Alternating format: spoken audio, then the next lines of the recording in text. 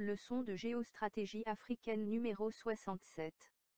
UE Cameroun, voici pourquoi le Cameroun ne doit pas signer l'accord de libre-échange avec l'Union européenne, dit APE final. Les vrais enjeux cachés de ce traité que les négociateurs européens se gardent bien de communiquer à la contrepartie camerounaise. De Jean-Paul Pougala. En ce moment, se trouve à Yaoundé, une délégation de l'Union européenne pour convaincre les autorités camerounaises à signer l'accord définitif de libre-échange entre le Cameroun et les 28 pays de l'Union européenne. Le journal en ligne Mediapart rapporte les propos d'un membre de cette délégation qui donne pour acquis cette signature. C'est la troisième fois en moins d'un mois que je reviens sur le sujet pour demander aux autorités camerounaises de ne pas commettre l'erreur mortelle de signer un tel accord. Plusieurs spécialistes camerounais ont déjà fait de très bonnes analyses pour aller dans le même sens de supplier, d'implorer les autorités camerounaises à avoir le courage de résister à la pression que l'Union européenne, tel un mafieux qui rançonne sa proie, pousse le Cameroun à la faute historique de perdre complètement toute sa souveraineté en signant un document qui ne présente aucun intérêt pour le peuple camerounais. Voici quelques raisons. 1. Pour s'industrialiser, il faut s'enfermer. Dans l'histoire, il n'existe pas de pays qui ait réussi le pari de l'industrialisation sans au préalable s'enfermer sur lui-même. Des USA, à la Chine en passant par la Suisse ou la Corée du Sud où le seul fait d'acheter une berline allemande déclenche net un contrôle fiscal. Histoire de rappeler s'il en était encore besoin qu'il faut d'abord consommer coréen. Mais pour notre analyse, c'est peut-être plus utile, le cas qu'on attend le moins en matière d'autarcie, les États-Unis d'Amérique. La révolution industrielle naît en Europe au XVIIIe siècle. En ce moment, les USA qui viennent d'avoir leur indépendance, ne sont encore qu'un pays où l'économie est basée sur l'agriculture. C'est au XIXe siècle qu'il y a la prise de conscience que, tant que le pays restera agricole, l'indépendance ne sera jamais effective. Il faut que l'industrie prenne les devants. Mais comment y parvenir? Les États du Nord ont du mal à rester compétitifs face aux produits manufacturés qui arrivent surtout de Grande-Bretagne. Les industriels américains vont réussir l'exploit de convaincre le Congrès des États-Unis de tout simplement voter une loi portant le droit de douane sur les produits manufacturés importés d'Europe à 47%, un taux exorbitant pour l'époque lorsqu'on sait le coût très élevé que représentait le fret maritime sur les marchandises en provenance de l'Europe qui était environ la moitié du produit lui-même. Et en y ajoutant un taux de douane de 47%, les industriels américains savaient qu'avec cette manœuvre cela aurait doublé le prix des produits européens sur le marché américain. Et c'est ce qui va permettre à la naissance de l'industrie américaine de réussir son développement sans être perturbée par les concurrents européens. C'est ainsi qu'en 1873, pour la première fois, les USA deviennent plus riches que le Royaume-Uni. Au lieu d'être un simple centre de consommation des produits manufacturés en Europe, les USA vont devenir cette ancienne colonie qui petit à petit se centre sur elle-même ayant toujours en tête de dépasser économiquement ceux qui les ont colonisés. Et ils vont y parvenir, parce que leurs industries ne souffrent d'aucune concurrence déloyale en provenance de leurs anciens prédateurs. Parce qu'ils ont fermé le marché en jouant sur le levier des taux de douane qu'un accord de libre-échange aurait annulé et donc, favorisé les industriels européens aux dépens de ceux américains. Entre 1860 et 1900, on calcule qu'environ 20 millions d'Européens ont émigré vers les USA, devenus le foyer d'attraction des cerveaux pour faire fructifier leurs idées. Un brevet enregistré aux USA a alors plus de chances d'être mis en pratique. C'est dans ce contexte que l'inventeur du téléphone, l'italien Meucci va se faire voler son brevet par Bell qui va ainsi produire et vendre pour la seule année 1900, 1 million de téléphones. De quoi constituer un vrai butin de guerre pour écraser tout concurrent venu d'Europe. Et c'est après la certitude de jouir d'une telle suprématie que les Américains sont devenus subitement les champions du libre-échangisme. Pour revenir à aujourd'hui, il est important de signaler que c'est le plus ultralibéral qui a l'intérêt au libre-échangisme. Mais contrairement à ce qu'on peut croire, le plus dangereux sur le texte que l'Union européenne pousse le Cameroun à signer en lui intimant même une date butoir, le 31 décembre 2013, n'est pas sur le manque de compétitivité des entreprises camerounaises ou déferlante des produits européens sur le marché camerounais. Ce qui intéresse l'Union européenne est ailleurs et pour l'heure reste un secret bien gardé. Nous allons voir dans les détails comment et pourquoi. De l'erreur mexicaine de signer l'ALENA. Lorsqu'on lit les atouts que les accords de partenariat économique, APE, représenteraient pour les pays africains, on retrouve les mêmes mots que les entreprises privées américaines avaient élaborés comme argumentaire présenté par le gouvernement des États-Unis d'Amérique pour convaincre le Mexique à adhérer à l'accord de libre-échange nord-américain dénommé ALENA. Aujourd'hui en fin 2013, le Mexique a déchanté. Il croyait exporter les fruits et légumes vers le vaste marché états-unien, il a fini par comprendre que ces produits étant périssables, il n'y avait que les puissants groupes américains capables de mettre sur pied un vrai système de la production à grande échelle à la logistique des avions pour alimenter en 24 heures toute ville du territoire américain.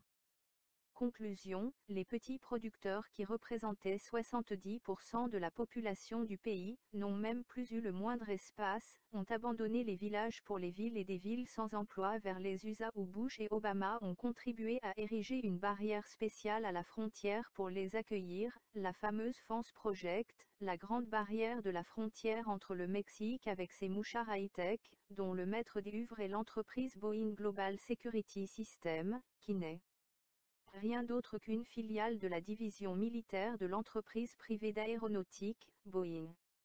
La construction de cette barrière de 3,5 mètres de haut pour couvrir 3500 km de frontières a été validée par un vote du Congrès des États-Unis d'Amérique en 2006. Elle sera terminée en 2017, en y intégrant les systèmes de dernière génération de surveillance électronique, de vidéo terrestre et de senseurs, le tout complété par les satellites espions du Pentagone et de la Homeland Security. Voici ce que déclarait à l'occasion de la commémoration des 10 ans de l'ALENA, en 2004, le ministre mexicain des Affaires étrangères, Luis Ernesto DRB. Nous ne pouvons pas appliquer un traité de libre commerce si nous ne reconnaissons pas que les deux marchés du travail, au Mexique et aux États-Unis, sont complémentaires.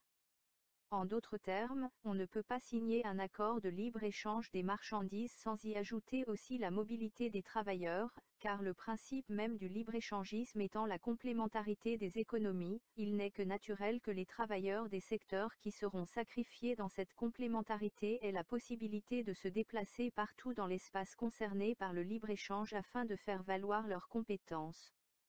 C'est ce qui fait dire aux ministres mexicains qu'ils ont oublié de mettre dans l'accord le transfert de la main-d'œuvre vers les USA. Car c'est bien beau de dire qu'on va aider à la compétitivité. Mais les gens ne comprennent pas vite que cette phrase veut tout simplement dire qu'on va remplacer les hommes par les machines. Et si on doit remplacer les hommes par les machines, où iront ces hommes ? D'où l'idée du ministre mexicain de dire que puisque cette compétitivité a d'abord profité aux États-Unis, il aurait été naturel qu'il en assume pour le moins une partie des conséquences. Au lieu de cela, c'est le Congrès des États-Unis qui a voté en 2006.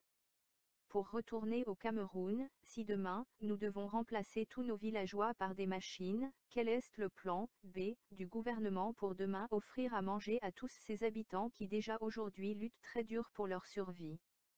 La vérité est que l'Union européenne a besoin de tout ce large espace dans nos villages pour installer ces grands groupes et les pousser à fuir des endroits où des avions pulvériseront des produits chimiques toute la journée pour alimenter l'Union européenne en nourriture, mais par les grands groupes européens. En d'autres termes, relisez la leçon intitulée « Voici comment l'Afrique va contrôler l'Europe » et vous comprendrez bien les enjeux de la nourriture pour contrôler celui qui attend de vous d'être nourri. Sauf qu'ici, avec l'accord de libre-échange, ce ne seront plus les petits Camerounais à s'organiser pour livrer l'Europe comme je le préconisais. Mais les Européens à venir eux-mêmes avec de très gros moyens déplacer n'importe quel citoyen de n'importe quel village. À moins que le gouvernement ait prévu un plan C, dans l'accord, demandant aux Européens la libre circulation vers l'Union européenne de tous ces paysans qui vont perdre leurs terres si l'accord est validé. 3. Prestidigitation stratégique. Le chef de la délégation de l'Union européenne a fait une annonce spectaculaire à son arrivée à Yaoundé. L'Union européenne aidera pour rétablir la compétitivité des entreprises camerounaises avec une enveloppe record de 10 millions d'euros, soit 6,5 milliards de FCFA. Voilà de la vraie prestidigitation stratégique. Le prestidigitateur est un acteur qui au cirque fait de la magie. Pour que son tour réussisse à vous convaincre, il doit attirer votre attention à regarder sa main droite, alors que la vraie chose que vous ne devez pas voir se passe sur la main gauche. Sur la main droite, on montre les 10 millions d'euros pour enfumer les naïfs. Ce chiffre est 10 fois inférieur au montant que l'Union européenne a dépensé pendant 30 ans, au titre de la politique agricole commune, PAC, pour empêcher l'émergence d'une vraie filière d'élevage au Cameroun, en utilisant cet argent pour financer ses exportations de poulets congelés vendus à vil prix sur le marché camerounais, pour viser le seul but de tuer l'élevage avicole camerounais. Donc, ce montant est dérisoire. Et à combien d'industries devrait-on partager une telle enveloppe? Et pour faire quoi? Pour aider à résister à la concurrence des industries européennes demain après la signature de l'APE. Il n'y a que les enfants de la maternelle pour croire qu'un prédateur donnera à sa proie les moyens pour lui résister. Donc, les 10 millions d'euros, c'est la diversion que l'Union européenne a créée pour occuper les Camerounais à débattre d'une inutilité sur le plan stratégique. Pendant ce temps, on ne parle pas de ce qui se passe sur la main gauche. Les vrais enjeux pour l'UE au Cameroun sont bien tenus secrets et n'apparaissent nulle part dans le contrat. Pour les découvrir, il faut aller à Bruxelles. Là où tout est organisé et géré par un système de corruption bien enclin depuis des années appelé lobby, comme je décrivais dans la leçon intitulée « L'UE est le terreau de la corruption ». Dans cette ville, 15 000 groupes de pression ont pris place pour piloter à distance toutes les décisions européennes. Et c'est en m'interrogeant sur l'identité des groupes qui ont mis le feu aux fesses des politiciens européens pour accélérer la signature de l'APE avec le Cameroun que j'ai pu trouver les vrais enjeux cachés de ce traité et que les négociateurs européens se gardent bien de révéler à leur contrepartie camerounaise. Sur les quelques 30 groupes intéressés, voici ceux qui m'ont le plus marqué. 4. La prédation des futures marches publiques. Depuis que le Cameroun a mis le cap sur la Chine, il y a 5 ans, les Européens ne l'ont pas encore digéré. Alors, comme on dit en Europe, tu chasses le diable par la porte et il passe par la fenêtre pour rentrer. L'Union européenne est passée au plan B, pour contrer l'influence de la Chine en terre africaine et dans ce cas, en terre camerounaise. Tous les contrats sans exception entre le Cameroun et la Chine se font sans appel d'offres, mais de gré à gré. C'est un rapport d'État à État avec une sorte de troc, infrastructure contre minerai. Les entreprises européennes qui avant vantaient leur connaissance des politiciens locaux pour avoir des marchés publics à des prix gonflés, se retrouvent au chômage, puisque tous les marchés sont désormais entre les mains des Chinois à des vils prix. Si le Cameroun signe les accords de partenariat avec l'UE, il faudra désormais, comme le prévoit la réglementation européenne, passer par un appel d'offres où les entreprises européennes pourront participer et non plus la Chine seule. Tout le monde sait que même en présentant les enveloppes des entreprises européennes qui veulent participer à l'offre de construire une route, elles ne seraient jamais compétitives par rapport aux chinoises. Mais l'UE compte sur une faiblesse qui caractérise la coopération sino-africaine. C'est le fait qu'il n'y a pas d'argent, mais un troc, et s'il n'y a pas d'argent, il n'y a rien à bouffer pour le ministre qui traite le dossier. Et souvent, ce sont les mêmes ministres qui font capoter certains projets avec la Chine, puisqu'ils n'y bouffent rien. L'UE sait que ces ministres sont très réceptifs au fait de contrer les Chinois, par le fait que certaines pratiques comme la surfacturation permet de mettre de l'argent dans un compte en Suisse pour le ministre qui va très vite donner son accord, même si l'offre est 10 fois supérieure à celle chinoise. 5. Les brevets plus difficiles à copier. Dans la balance commerciale du Cameroun, les médicaments représentent une part très importante qui alimente le déficit du pays. Même les médicaments génériques sont importés. Ce qui est une aberration. Aujourd'hui, la Chine contrôle 80% de ce qui compte dans un médicament, c'est-à-dire le principe actif. Et comme expliqué dans la dernière partie de la leçon 59, sur l'Occident qui devient une colonie chinoise, quel que soit le brevet qu'un grand groupe occidental dépose pour un nouveau médicament, il est obligé de se tourner vers un des trois grands groupes publics chinois pour lui produire le médicament, puisque les seuls à même de lui offrir le principe actif pour réaliser le médicament de son nouveau brevet. N'importe qui peut dès lors savoir combien coûte la fabrication de n'importe quel médicament et comment le composer, puisque ces entreprises chinoises ont toutes les compositions de pratiquement tout médicament qui se prend dans le monde. On peut ainsi constater qu'un médicament vendu sur le marché à 50 € a effectivement coûté en Chine 3 € à la fabrication. Et donc, si un pays africain s'équipe pour le produire, comme nous sommes en train de faire avec certaines mairies camerounaises, ce même médicament pourrait être vendu au Cameroun à 4 € et non 60 € comme cela coûte aujourd'hui. Le problème reste au niveau du brevet. Et comme il n'existe aucun accord mondial pour une date butoir à partir de quand vous avez la liberté de copier le brevet de quelqu'un en matière de santé publique, comme le médicament, les pays africains auraient dans ce cas intérêt à fixer cette date la plus basse possible. Afin de sauver les vies à moindre frais, 4 ans de protection des brevets sur les médicaments européens au Cameroun me semble raisonnable. Mais en signant l'accord de libre-échange, toutes ces stratégies de contournement de l'obstacle des brevets pour offrir à nos populations les médicaments à très bas prix n'ont plus aucune valeur, puisque c'est la législation européenne qui sera appliquée dans le pays africain. Et dans ce cas, au Cameroun, l'UE demandera aux pays africains d'attendre 15 à 20 ans avant de copier un brevet sur ces médicaments. C'est-à-dire que si un médicament vient d'arriver sur le marché et peut faire des miracles en cardiologie et coûte 150 000 F communauté financière africaine le paquet, plutôt que de le copier et l'offrir aux patients camerounais à 20 000 F après 4 ans, il faudra attendre 15-20 ans pour le faire. Et dans 20 ans, de nouveaux médicaments seront arrivés et les démunis camerounais, morts depuis longtemps, par manque d'argent pour les soins. Dans les négociations pour ce même libre-échange entre le Canada et l'UE, la question des médicaments s'est invitée.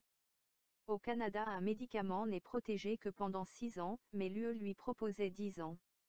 Et comme le Canada ne voulait rien entendre, l'UE a baissé sa prétention à 8 ans.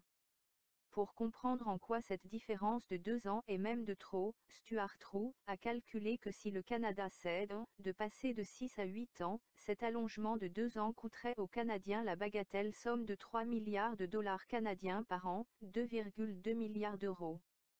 En d'autres termes, si les Canadiens doivent attendre 2 ans supplémentaires pour copier les brevets des médicaments européens, cela coûterait dans les caisses des Canadiens la somme de 1 443 milliards de francs communauté financière africaine par an. Dans les accords entre le Cameroun et l'UE, il n'existe aucun chapitre sur les médicaments, et donc, le Parlement camerounais ne peut pas aujourd'hui valider un accord et demain se réunir pour voter une loi autorisant les Camerounais à copier les brevets européens après 4 ans de la sortie d'un médicament.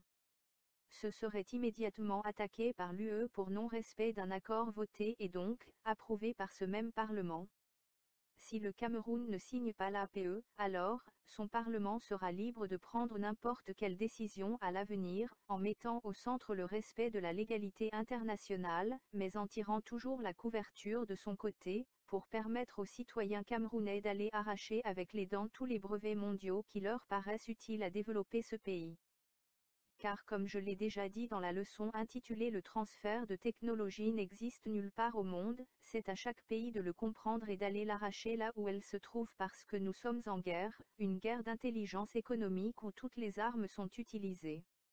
Et ne pas le comprendre est une faute politique avant d'être une faute historique. 6. Privatisation forcée des services publics. Le cœur de la politique économique de l'Union européenne est l'américanisation de la société. L'État ne doit être propriétaire de rien, l'État ne doit contrôler aucune entreprise. L'État doit céder ses parts partout. Dans le pays comme le Cameroun, il est évident qu'une telle signature ouvre un lendemain de la non-souveraineté du Cameroun où l'Union européenne accusera le Cameroun de concurrence déloyale parce que l'État reprend en main la gestion des fournitures électriques de la production à la distribution, devant la défaillance constatée des entreprises américaines d'abord, AES, et britanniques. La Chine et le Cameroun, par exemple, ont mis 2,5 milliards de dollars sur la table en 2012 pour la construction d'une ligne de chemin de fer devant transporter les marchandises du port camerounais de Kribi pour la ville commerciale de Niala au Soudan en traversant plusieurs pays. La gestion de ce projet, une fois terminée, sera conjointement gérée par la Chine et le Cameroun. En signant l'accord de libre-échange, et ce projet contrevenant à la politique de l'Union européenne, le Cameroun doit s'attendre d'être attaqué en justice par n'importe quelle entreprise européenne qui s'estimera lésée dans la signature de ce contrat entre deux États, le Cameroun et la Chine. Pour savoir qu'il ne s'agit pas de la science-fiction mais du réel, il faut retourner au Canada, ce pays qui met les services publics en premier plan, pour voir ce qui lui est arrivé après la signature de l'accord de libre-échange ALENA avec les USA et le Mexique. D'après le décompte macabre que le journaliste Benjamin Bultel a publié dans le quotidien français L'Humanité du 27 août 2013, de 1994 date d'entrée en vigueur de l'ALENA et 2011, le Canada a été attaqué en justice 28 fois par les entreprises privées américaines qui lui contestent par exemple le fait que la société de production électrique qui fournit une partie de USA, Hydro-Québec, est de propriété de la province du Québec, sans aucune possibilité de la privatiser. Et tous ces procès ont coûté au Canada, selon Benjamin Bultel, la bagatelle somme de 5 milliards de dollars canadiens, environ 3,7 milliards d'euros, c'est-à-dire l'État du Canada a dû aller payer la somme de 2427 milliards de francs communauté financière africaine pour aller au tribunal se justifier de maintenir ses services de base comme l'eau, l'électricité, publique. Lorsque par exemple le gouvernement de la province du Québec a voté une loi pour interdire la technique de la fracturation hydraulique pour extraire le gaz de schiste, le lendemain, il s'est vu présenter par un huissier, une facture de 250 millions de dollars canadiens, environ 180 millions d'euros, pour profit non réalisé de la succursale canadienne d'une entreprise américaine dénommée Lone Pine Resources.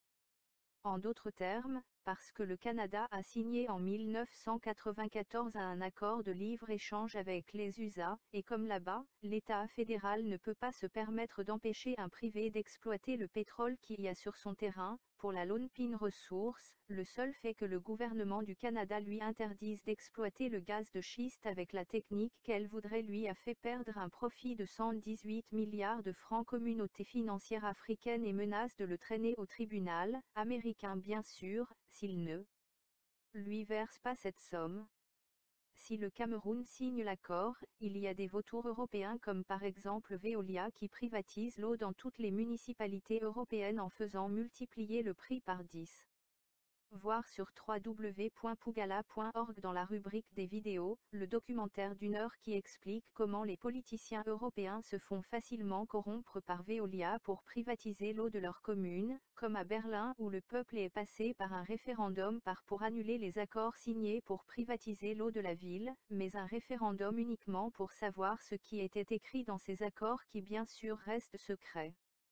Si les politiciens d'une ville riche comme Berlin n'ont pas su résister à la corruption d'un grand groupe privé, lorsqu'avec la signature de l'APE définitif, ils vont prendre pied au Cameroun, je ne donne pas cher la peau de plusieurs politiciens locaux qui déjà aujourd'hui pour une mission de volontariat et de patriotisme que mon équipe réalise sur le terrain à leur contact posent tout le temps la question qu'est-ce que je gagne dedans ?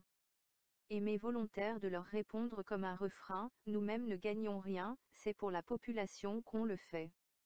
S'ensuit inévitablement des blocages à ne pas finir.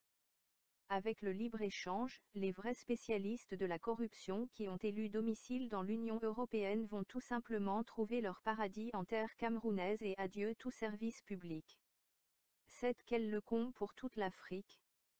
Avant la signature de l'ALENA en 1994, le Canada était parti convaincu de réaliser de bonnes affaires en exportant ses buffles aux USA, mais se retrouve ensuite pris au piège par ce qu'il n'avait pas prévu. Comme au Canada, le débat à l'époque s'était naturellement concentré sur le fait que les produits manufacturés américains allaient se déverser sur le Canada.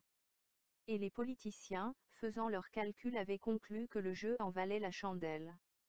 Mais ils n'avaient pas prévu qu'avec cet accord, ils devaient tout simplement être phagocytés et avalés par les techniques prédatrices de leurs voisins états-uniens. Il n'avait pas prévu la perversité de tout accord de libre-échange selon lequel c'est le plus ultralibéral qui gagne à la fin. Dans un pays où la population est faible, il n'y a que la construction d'un État fort pour préserver un lendemain meilleur, une vie prospère des citoyens. Mais lorsqu'on s'engage dans un accord qui dès le début annonce les couleurs étant naturellement vers l'affaiblissement des compétences de cet État dès lors qu'on touche au pouvoir d'achat des citoyens, alors on est parti pour s'installer encore pour longtemps dans une nouvelle forme plus insidieuse de colonisation qui ne dit pas son nom. Parler tout court d'un accord de libre-échange entre l'Union européenne et un pays africain comme le Cameroun est inexact. Parler d'une concurrence entre l'agriculteur français et camerounais est inexact. Il s'agit en réalité d'un libre-échangisme entre un petit pays africain, le Cameroun et les mastodontes de l'économie, de l'industrie et de la finance qui ont réduit les agriculteurs européens en petits esclaves, transformé les politiciens européens en une espèce de mendiants bons parleurs. Voir la leçon intitulée l'Union européenne, comme le terreau de la corruption.